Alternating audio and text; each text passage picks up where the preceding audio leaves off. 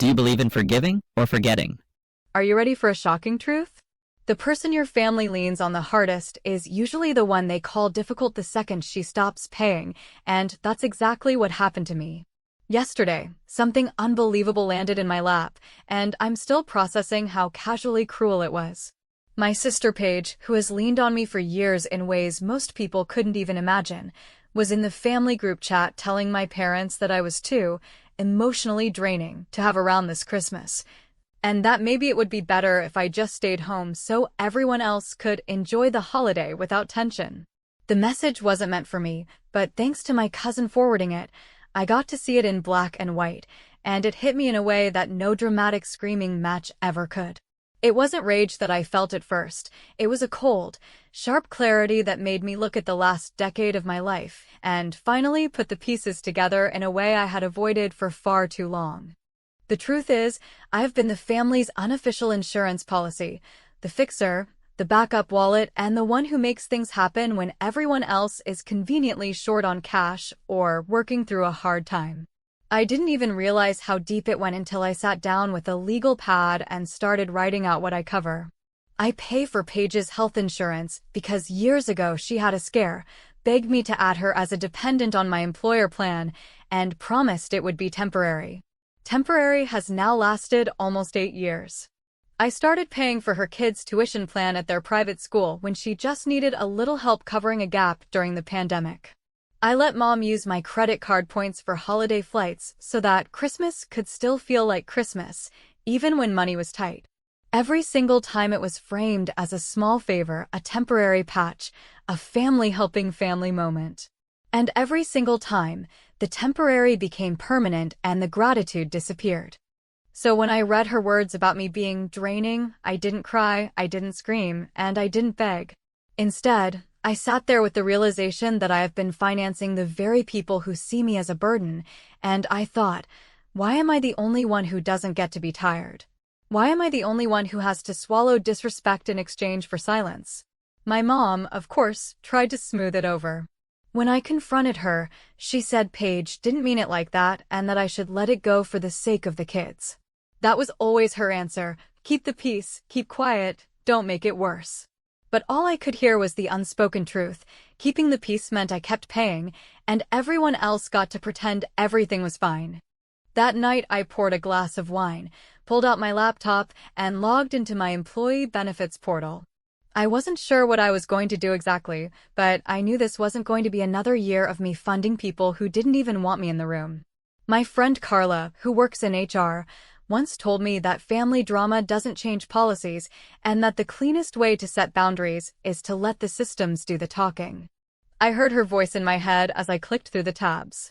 Sure enough, right there under Dependents was Paige's name, still listed as though she were my child instead of a grown adult with a husband and 2 kids of her own. Do you know your true worth? In that moment, mine was a line item on a form. I realized that all the guilt trips and family drama didn't actually matter when I had the power to remove her with one click. No explanations, no fights, no drawn-out arguments that end with me looking like the villain. I didn't hit submit that night, though. Instead, I sat back and thought about how this pattern started. When we were younger, Paige always knew how to make herself the center of the story, how to cry at the right time or guilt my parents into giving her the last piece of cake or the better bedroom. I used to roll my eyes and let it go because I didn't care enough to fight, but somewhere along the way that dynamic turned into me paying actual bills while she still played the same game. And now here she was, acting like I was the toxic one, like I was the problem, when in reality I was the only reason she wasn't drowning financially years ago. By the time I closed my laptop, I had made up my mind. I was done playing the role of invisible provider, the quiet safety net who keeps everyone else looking respectable while I'm branded as draining. This Christmas, I wasn't going to be the problem solver or the one swallowing my pride for the greater good.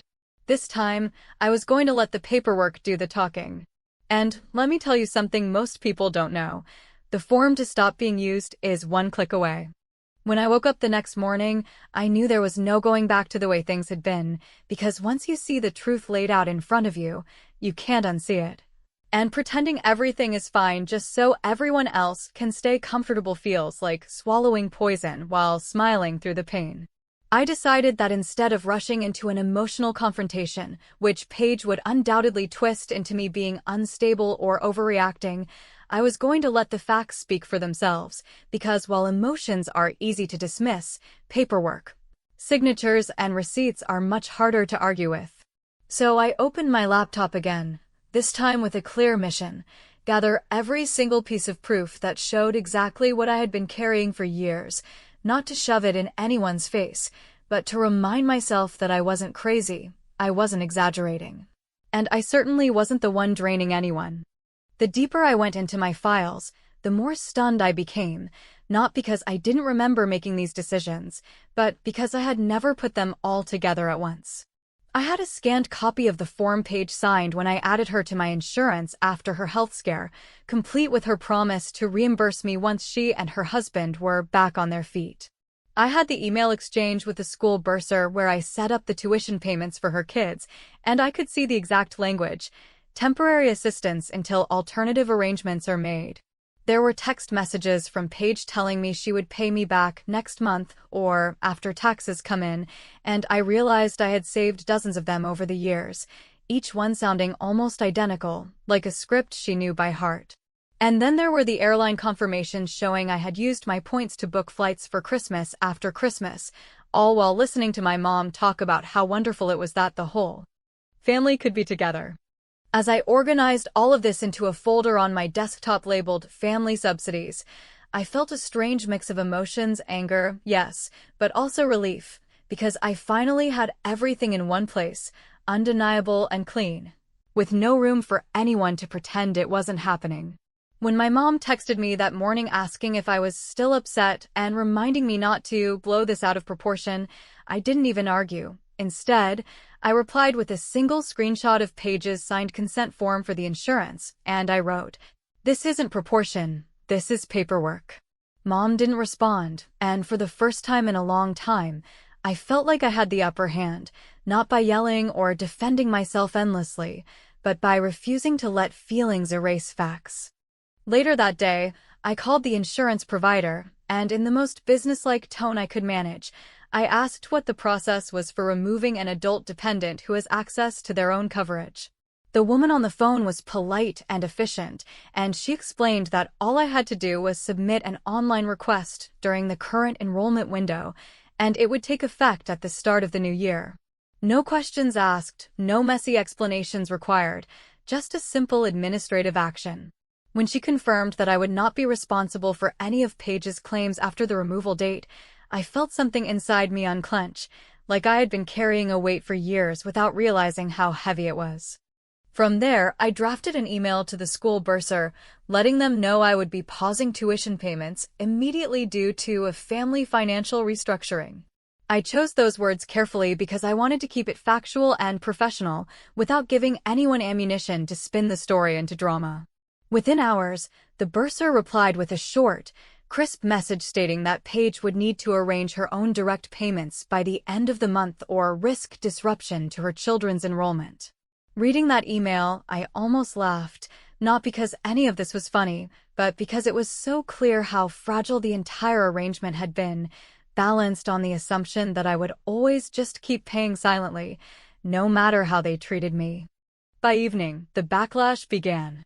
Paige called me 3 times in a row, and when I didn't answer, she left a voicemail where she started out sobbing about how I was ruining her life and ended by snapping that I was always jealous of her happiness.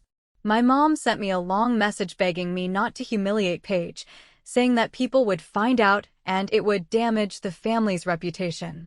And once again, I didn't argue. I simply forwarded the bursar's email to the family group chat with no commentary, because I wanted them all to see that this wasn't me being petty or vindictive, it was just reality arriving at their doorstep now that I had stepped back. The silence that followed was deafening. Nobody rushed to defend Paige the way they usually did, because the proof was staring them in the face, and there was no way to paint me as the unreasonable one without ignoring the facts entirely. For the first time, I didn't feel cornered or silenced. I felt calm, almost detached, as though I was finally stepping into a role I should have claimed years ago. I wasn't the emotional one anymore. I was the one with the receipts, the contracts, and the courage to act on them. That night, as I hovered over the submit button to finalize Paige's removal from my health plan, I thought about all the years I had stayed quiet just to keep the peace, all the money I had spent while being told I was difficult, and all the times I convinced myself that family loyalty meant sacrificing my own well-being. And then I clicked it. The confirmation screen popped up, and just like that, the arrangement that had defined nearly a decade of my life was set to end. It didn't feel dramatic or explosive. It felt clean, steady, and unshakable.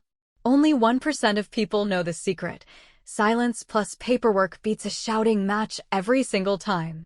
When the first real consequence landed in Paige's lap, it wasn't delivered by me raising my voice, it wasn't a dramatic family showdown, and it wasn't even me explaining myself in long paragraphs trying to be understood.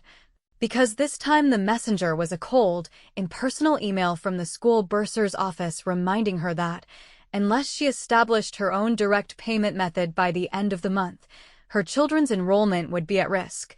And for the first time in years, she was faced with a bill that wasn't quietly disappearing into my account. I didn't need to say anything, because the silence of my absence spoke louder than any lecture could, and within minutes my phone began to buzz with her name flashing across the screen over and over, each call more insistent than the last, as if sheer persistence would undo what was already in motion. I ignored the first three, but eventually, out of a mix of curiosity and a kind of grim amusement, I listened to the voicemail she left me. It started with the same sobbing tone she has perfected over the years, the kind that makes everyone around her soften and step in to fix things, but when she realized she wasn't getting the reaction she expected, her voice shifted into rage, accusing me of ruining her life, of being heartless toward her kids, of punishing her for being happier and more loved than me.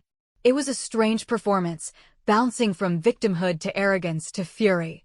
And what struck me most wasn't the words themselves, but the realization that she still truly believed she could shame me into reversing everything with a mixture of manipulation and guilt. But while Paige was spiraling, something unexpected happened. My dad called me, and instead of lecturing me to smooth things over, he asked a question that nobody in my family had ever dared to ask me directly before. He said, in a low voice, "How much have you actually been paying for all of this?" I sat there in silence for a few seconds, because the question itself was such a shock.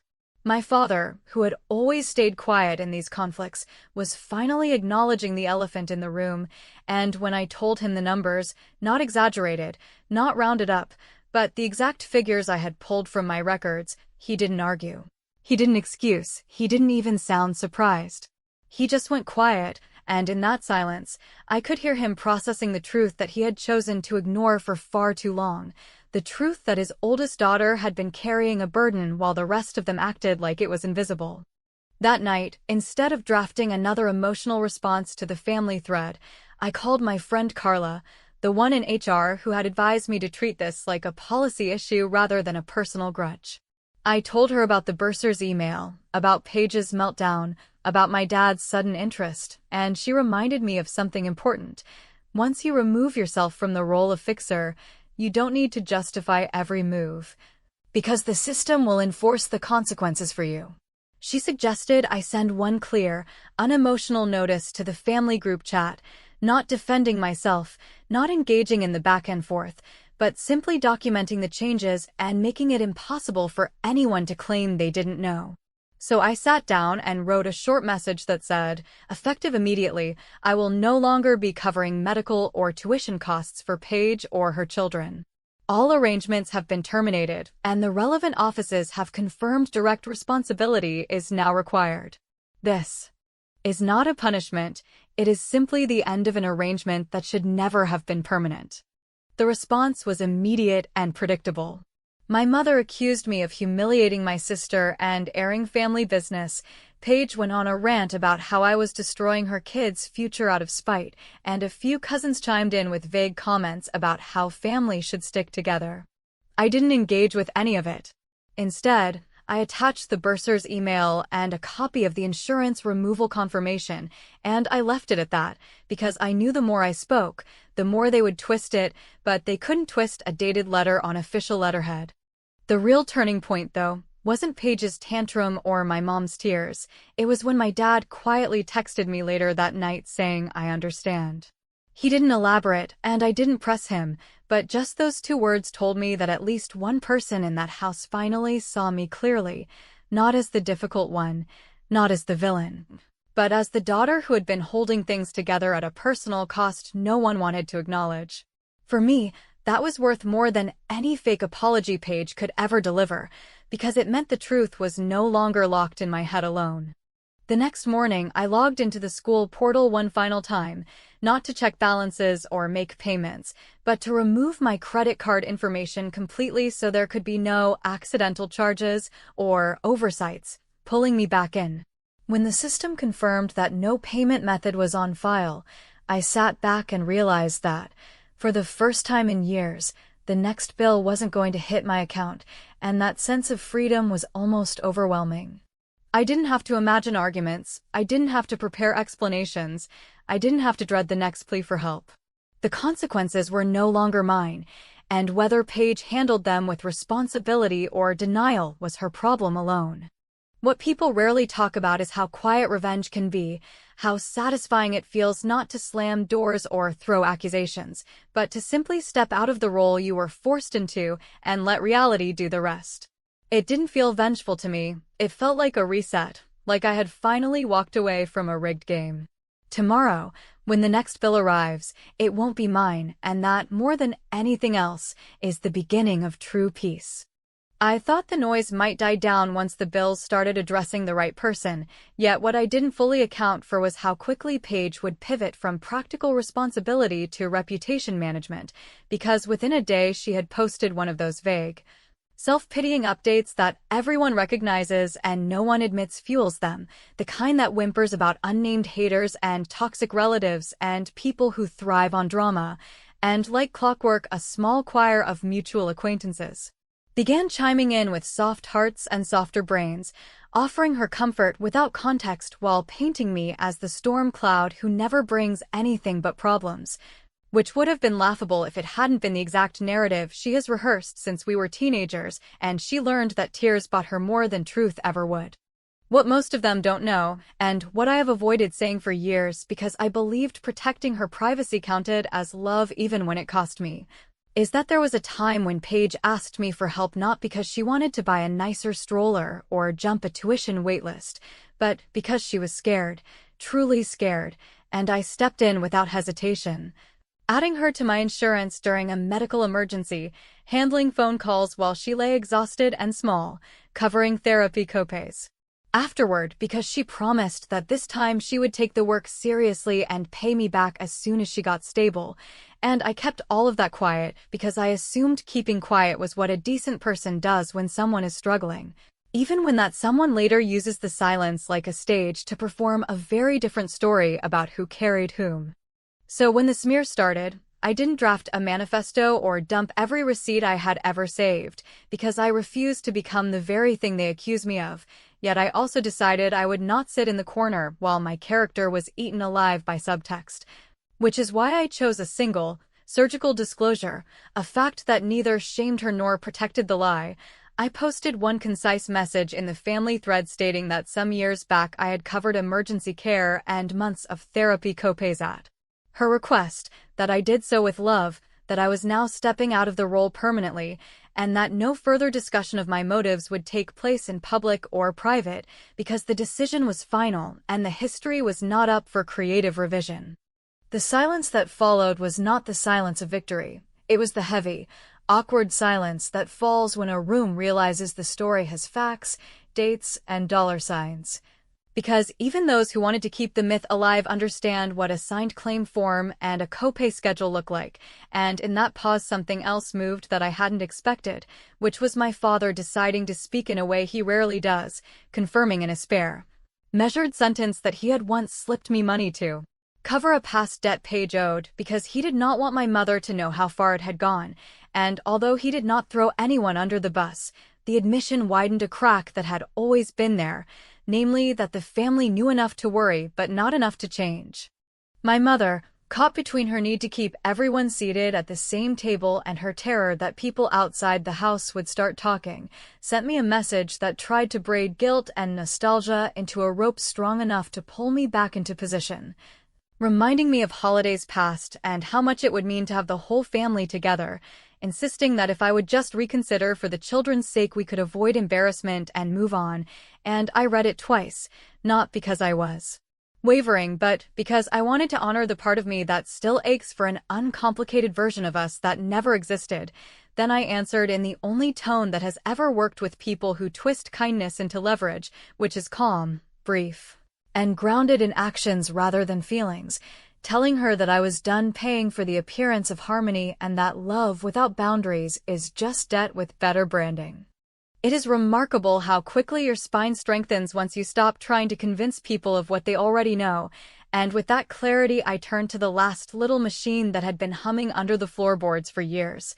The one that kept the illusion of togetherness affordable, which was my travel rewards account where I routinely spent points to bring my parents and Paige's family to holiday gatherings while being told I was too difficult to sit across from at dinner, and because hypocrisy should not be subsidized, I canceled every flight I had booked in their names, watched the points return to my balance with a kind of quiet satisfaction that felt nothing like cruelty and everything like accountability.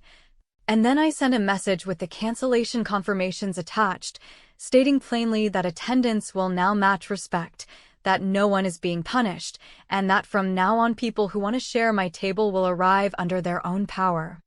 Predictably, Paige exploded, accusing me of ruining Christmas for her children and threatening to tell everyone that I had always been unstable, while a handful of relatives tried to broker a compromise that sounded suspiciously like me resuming payments while being asked to apologize for making a fuss.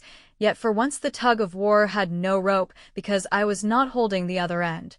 And in that liberated space, I felt something like relief opening in my chest, the relief that comes when your worth is no longer transferable and your presence is no longer contingent on providing discounts for other people's choices. I am not naive. I know reputations take time to settle and that people who benefit from a lie rarely stop telling it, yet I also know the temperature in the room shifted when truth entered, and even if no one admits it out loud, they will remember who kept the receipts and who kept rehearsing, and they will remember which version of the story came with documents that do not cry on command. My flights are canceled, their tickets are gone. The group chat is a museum of mixed motives, and as we inch toward the holiday that supposedly proves what a family is made of, I finally understand that my place at any table is earned by mutual respect, not by purchase order. So if they want togetherness, they can start by paying for their own seats and telling the truth about how they were reserved in the first place, and if not, I will spend the day where peace does not require financing. Do you know your true worth, and have you ever measured how much of it you have given away just to be called agreeable? Because now that I have counted, I am not handing out that currency anymore. And the next move will make that crystal clear to anyone still confused. When the last of the confirmations came through, when the insurer officially notified me that Paige was no longer listed under my plan, when the bursar finalized the date for direct payments to be required from her household, and when the airline points were back in my account instead of quietly holding everyone else's holiday together, I realized that the landscape of my life had shifted in a way that was both irreversible and strangely calm, because the storm I had expected, the endless arguing, the nonstop guilt, the desperate attempts to reel me back in, was already losing force against the simple fact that I had withdrawn the one resource they could no longer manipulate, my participation. It was not my voice they feared, not my presence, and not even my absence. It was my decision to stop paying for the illusion that everything was fine, and once that illusion collapsed, the roles and expectations built around it began to crumble too. Paige, of course, tried to claw her way back into control, first with a message that looked like an apology, but felt like a resume for sympathy, full of phrases about the pressure she's under and how unfair life can be. But not once did she use the word sorry in the way I needed it. Not once did she name the truth about how she had treated me, and not once did she acknowledge that my role as her backup plan was never supposed to exist in the first place. What she wanted was reinstatement without responsibility, forgiveness without accountability, and access without agreement, and I knew that if I gave her even 1 inch of the old arrangement, the entire cycle would snap back into place before the ink on the confirmations was even dry. So I wrote her back with a single, unwavering sentence. I am willing to rebuild trust, but only with shared responsibility in writing and only after a real apology that acknowledges what has actually happened. Her response, or rather her lack of, 1. Told me everything I needed to know, because silence in that moment was louder than any insult she could have thrown. My mother, on the other hand, went in the opposite direction, pouring her heart into messages that tried to braid grief and accusation into one long plea, telling me that I had gone too far, that I had made my point but broken her spirit, that all she wanted was to see her daughters together without the weight of resentment, and that I had turned something sacred into something transactional. She cried in my inbox in a way I had never seen before, at least not directed at me, and for a brief moment I felt the familiar tug of guilt that had guided so many of my decisions over the years, the whisper that said maybe I was the cold one. Maybe I was the one who cared too much about fairness and not enough about love. But then I reminded myself that love without boundaries is not love at all. It is a contract signed in silence where one person pays and the other pretends not to notice, and I decided I would not renew that contract again. I replied to her gently but firmly, telling her that I loved her, that I always would, but that I was finished paying for everyone else's comfort with my sanity and my bank account, and that if she wanted us to heal, she needed to understand that my choices were not punishments, but survival. My father stayed quieter, but in his quietness there was a kind of solidarity I had never felt before, because he didn't ask me to reverse anything, didn't press me to compromise, and didn't attempt to dress my boundaries in the language of betrayal. Instead, he called me one evening and simply said, "I understand why you did what you did, and I don't think you're wrong." He didn't say much more than that, but for once I didn't need him to, because hearing him acknowledge reality without deflection was more healing than any grand speech could have been. And it made me realize that even in a family where denial had been the default for so long, truth could still find its way through. So I drafted my final move, not out of anger but out of clarity, and it was perhaps the simplest yet most powerful step of all. I blocked the family group thread so that I could no longer be pulled into endless cycles of argument. And I set up an auto-reply for emails that said, "I love you. Boundaries are not punishment. When you are ready to do your part, I am ready to talk." It was not a wall but a gate, and the key was accountability, something I had never demanded before but which now stood as the price of admission. For the first time in my adult life, my peace did not depend on anyone else's mood swings, choices, or excuses. It depended only on me maintaining the boundary I had drawn and refusing to step back into the role they had written for me without my consent. I know there will be fallout, whispers at extended family gatherings, cousins repeating whatever version of the story Paige crafts to save face, and maybe even old friends asking why I would risk such a permanent break over something as small as money. But what those people will never fully grasp is that it was never about the money, never about the points, never about the insurance premiums or tuition plans. It was about dignity, about being seen as a human being instead of a utility, and about finally demanding the respect that should have been mine without conditions. I may not have won their approval, but I won something far more valuable: the right to decide the terms of my own worth, and the power to say no without apology. And so here I am on the other side of what felt like an impossible standoff, with the knowledge that I not only survived it, but rewrote the script that had trapped me for years. I know they may knock again, and I know my mother's tears may come heavier next time, but the truth is that I finally trust myself to hold the line, and that is the kind of victory that no one can take back once it's been claimed. What if everything you were taught is outdated? What if love is not about how much you endure, but about how clearly you define the cost of endurance? That is the question I am left with, and when they knock again, as I know they eventually will, the real decision won't be whether to open the door, but whether I want to keep the lock exactly where it is.